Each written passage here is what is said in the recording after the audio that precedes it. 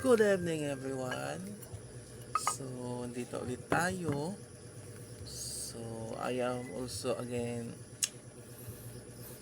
asking my cards what was the energy of the card for this year 2026.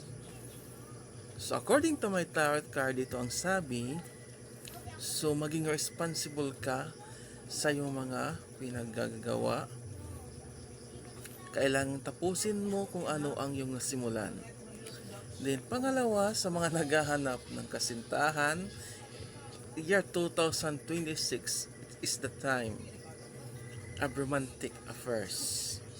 So it's possible it is an offer, romantic offer from another place or from outside our country.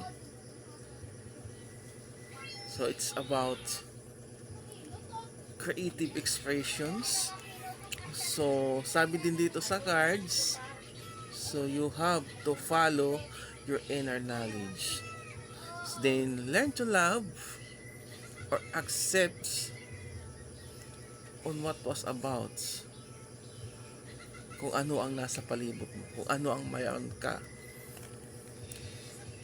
Then next is it's about gamitin mo daw ang talas ng pag-iisip, ang yung talino bago gumawa ng mga actions or any decisions. So, year 2026 also is a time for your success and joy. At gamitin mo rin ang iyong sarili to be an inspiration by others. Make yourself as a light and guide from others. So next is, sabi dito ng card, so maging balance ka sa iyong sarili and seek your inner peace.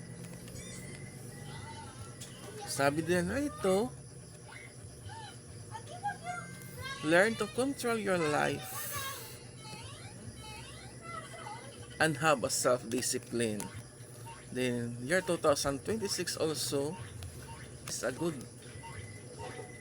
year for making an investment. But, kailangan daw mag-ingat. It's because there is ongoing battles that you encountered on this year.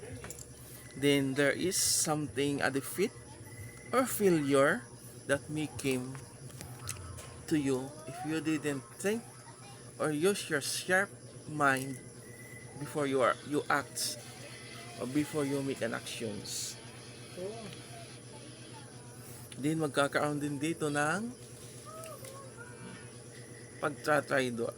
Kaya mag-ingat ka sa mga pinagkakatiwalaan. The next one is about, sabi dito ng cards, you are feeling trapped or you feel like you are in an isolation place. So parang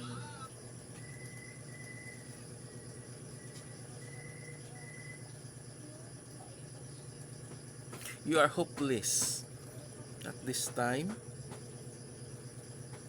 So may mga crisis na ma-encounter mo.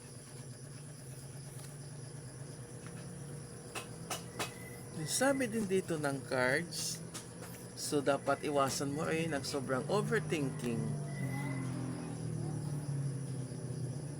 and over-stress of yourself. Kasi possible na magkaroon ka ng anxiety. Then, sabi din dito sa cards, may mga malaking distractions na possible na dumating sa'yo. Kaya mag-ingat ka sa lahat ng gagawin mong desisyon. Ayon din dito sa cards, magpapatuloy ang mga kaguluhan, conflicts sa trabaho, sa inyong grupo, at maging mas lalo pang masalmuot at magulo ang politika sa year 2026 and onward. Mag-ingat din kasi dito sabi ng cards, Lalo na kung ikay naglalakad sa daan, andyan pa rin mayroon pa rin mga aksidente na possible na mangyari. Ingatan mo rin ang iyong kalusugan dahil andyan din ang possible ng biglaang pagkasira ng iyong health is health or yung kalusugan mo. So that's all. Bye bye and God bless everyone and Happy New Year.